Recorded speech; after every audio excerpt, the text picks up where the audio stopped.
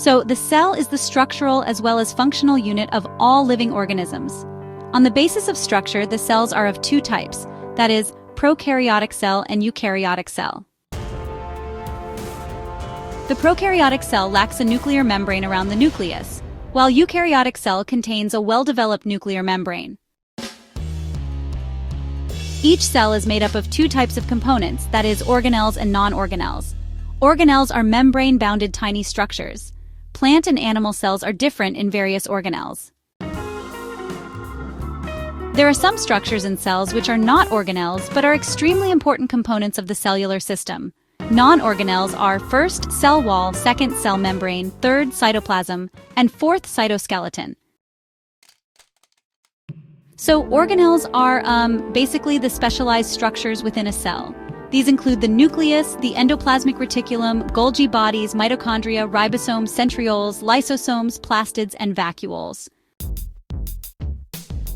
Today, you'll learn about the non-organelles of the cell, like the cell wall, cell membrane, cytoplasm, and cytoskeleton. Non-organelles of the cell, well, that refers to the cell wall, cell membrane, cytoplasm, and cytoskeleton. These are the non-organelle components of a cell. So the cell wall is actually the outermost covering of the cells of prokaryotes, fungi, and plants. It's a hard and non-living structure, and you'll find the cell membrane just below it. In terms of structure, in prokaryotes, the cell wall is composed of a special compound called peptidoglycan. It is a complex compound which is made up of sugars and amino acids. The cell wall of fungi contains a special compound called chitin. Now, the cell wall of plants usually has two layers, that is, an outer primary and an inner secondary wall. The secondary wall is thicker than the primary wall, and the primary wall is mostly composed of cellulose. The secondary wall is composed of lignin and, some other compounds. There are small pores between the cell walls of two adjacent cells called plasmodesmata. So, let's talk about functions. The cell wall gives shape to the cell.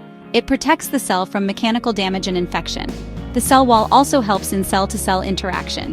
The cytoplasmic connection between two adjacent cells is actually due to plasmodesmata. And the transportation of materials among cells also occurs through plasmodesmata.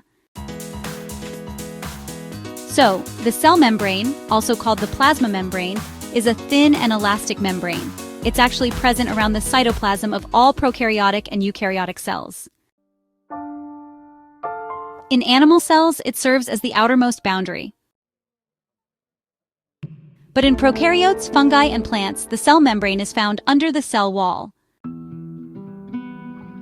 So, let's talk about the structure. The cell membrane consists of a lipid bilayer with embedded proteins. Some of these proteins actually have attached chains of carbohydrates. Now, the cell membrane is mainly composed of about 60 to 80% lipids and 20 to 40% proteins, with small quantities of carbohydrates as well. Also, the cell membranes of adjacent cells are connected with each other through structures called plasmodesmata.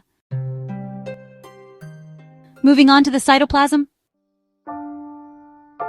It is present between the nucleus and the cell membrane. So, let's talk about the composition. The cytoplasm is a gelatinous and semi-transparent fluid which contains a variety of cell organelles. It actually contains about 90% water, and within this water there are many organic molecules like proteins, carbohydrates, and lipids, as well as inorganic salts present in the cytoplasm. Now, moving on to the functions. The cytoplasm acts as a site for various metabolic reactions, for example, glycolysis. It provides suitable conditions for these metabolic reactions to occur. And, the cytoplasm contains various organelles such as ribosomes, Golgi bodies, mitochondria, and so on.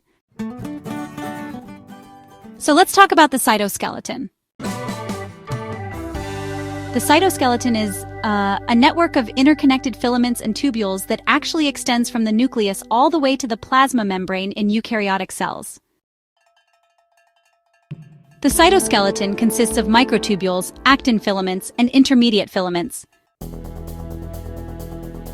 Microtubules are involved in cell division, and, they're also major components of cilia and flagella. Microfilaments or actin filaments are associated with the shape and structure of the cell, and intermediate filaments help give the cell its shape and strength.